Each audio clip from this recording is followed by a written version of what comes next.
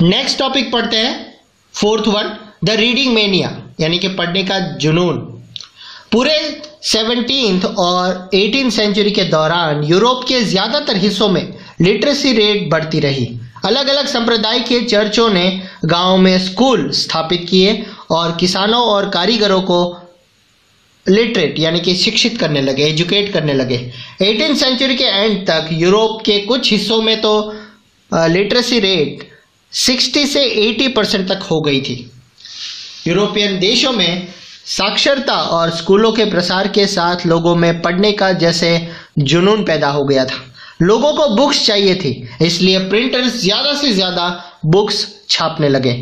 नए रीडर्स की रुचि यानी कि इंटरेस्ट का ध्यान रखते हुए अलग तरह का लिटरेचर छपने लगा।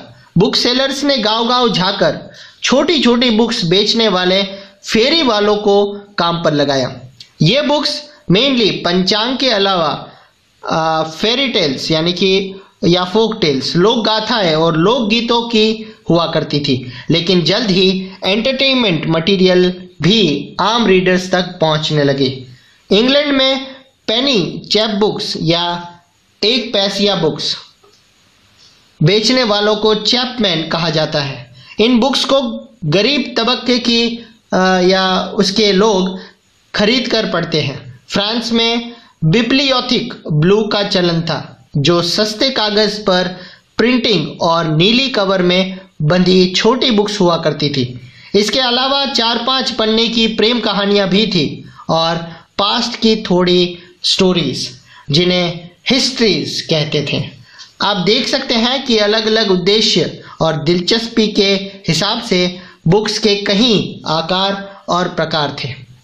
18th सेंचुरी की शुरुआत में पीरियोडिकल प्रेस शुरू हुआ, जिनमें करंट अफेयर्स की खबर के साथ मनोरंजन भी परोसा जाने लगा। न्यूज़पेपर और जर्नल्स में युद्ध और व्यापार से जुड़ी जानकारी के अलावा दूर देशों की खबर भी होती थी। इसी तरह साइंटिस्ट और फिलोसोफर्स भी आम जनता की पहुंच के बाहर नहीं रहे। एंशियंट एंड मिडिवल ग्रंथ संकलित किए गए और मैप्स के साथ साथ साइंटिफिक डायग्राम भी बड़ी मात्रा में छापे गए। जब आइजैक न्यूटन ने जैसे वैज्ञानिकों ने अपने इन्वेंशन पब्लिश करने शुरू किए तो उनके लिए नॉलेज में एक बड़ा रीडर क्लास तैयार हो चुका था। थॉमस पेन, वोल्टेयर और जेन जैक रूसो जैसे फिलोसोफर्स के बुक्स भी भारी मात्रा में छपने और पढ़ी जाने लगी। जाहिर है साइंस, रीजन और रेशनलिटी के उनके विचार पॉपुलर लिटरेचर में भी जगह पाने लगे। न्यू वर्ड है डिनोमिनेशन यानी कि संप्रदाय, किसी धर्म का एक सब ग्रुप। एल्मेनिक यानी कि पंचांग। चैप बुक यानी कि पॉकेट बुक के आकार की एक बुक्स जिसे इस्तेमाल किए जाने वाला वर्ड है। इन्हें आमतौर पर फेरी वाले बेचते हैं।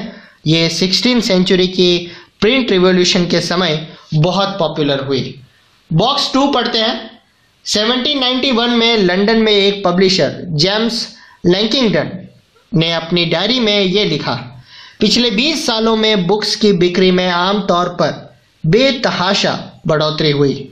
गरीब किस्म के जो किसान थे या गांव के लोग जो अपनी शामें भूत या डायन की स्टोरी सुना करते थे, अब अपनी संतानों के द्वारा रोमांटिक या कुछ किस्सों की कहानियां सुनकर आनंद लेते हैं और विंटर की रातों को छोटी करने लगे हैं। अगर जॉन शहर जा रहा है तो उसे सख्त हिदायत दी जाती है कि वो पेरिग्रिन पिकल्स एडवेंचर लेकर आए, एक बुक का नाम है। और अगर डॉली अंडे बेचने जा रही है तो उसे कहा जाता है कि वो the history of Joseph Andrews लेकर ही वापस लौटे। तो अब 4.1 पढ़ते हैं। Trembles therefore tyrants of the world. 18th century के बीच तक ये आम विश्वास बन चुका था कि बुक्स के जरिए प्रोग्रेस और एनलाइटमेंट होता है।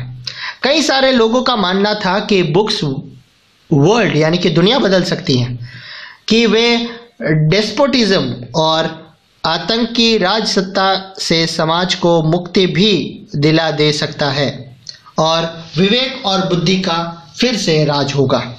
18th सेंचुरी फ्रांस के एक नॉवेलिस्ट लुई सेबेस्टियन मर्सिये ने ये घोषणा की कि प्रिंटिंग प्रेस प्रोग्रेस का सबसे ताकतवर औजार है। इससे बनी रही जनमत की आंधी में डिस्पोटिज्म उड़ जाएगा। ये मर्सिये के नॉवेल्स में हीरोज अक्सर बुक्स पढ़ने से बदल जाते हैं। वे बुक्स घोटते हैं, बुक्स की दुनिया में जीते हैं और इसी प्रोसेस में नॉलेज प्राप्त करते हैं। एनलाइटमेंट को लाने और डेस्पोटिज्म के आधार को नष्ट करने के लिए प्रिंटिंग प्रेस का रोल बहुत ही इंपॉर्टेंट है। उसके बारे में मर्सिये ने कहा कि हे टायरेंट्स ऑफ द वर्ल्ड, अब तुम्हारे कांपने का वक्त हो गया है। वर्चुअल राइटर की कलम के जोर के आगे तुम हिल जाओगे। सोर्स भी पढ़ते हैं। मर्सिये ने एक किताब में अपनी शब्द की ताकत को यूं बयान किया था कि अगर किसी ने मुझे पढ़ते देखा तो उसने मुझे उस प्यासे की तरह पाया होगा जो शुद्ध ताज़ा पानी मिलने पर गट-गट पीने लगता है। बड़े एहतियात से लालटेन जलाने के बाद मैं खुद को बुक्स में डुबो देता था और वाक और अर्थ के प्रवाह में मैं पन्ना दर पन्ना बहता चला जाता था। अनायास और अनजान खामोशी के साए में घड़ियाल हर घंटे बजता चला जाता था पर मुझे सुनाई नहीं पड़ता था। तेल खत्म होने से मेरी लालटेन की लौ पीली पड़ने लगती थी पर मैं था कि पड़ता ही जाता था। मैं बत्ती उठाने की जहमत भी नहीं लेता था कि मेरे आनंद में या मेरी हैप्पीनेस में कोई इंटरप्शन ना आ जाए और वे नई विचार किस स्पीड से मेरे सिर में घूमते थे, मेरी बुद्धि कैसे उन्हें अडॉप्ट करती थी।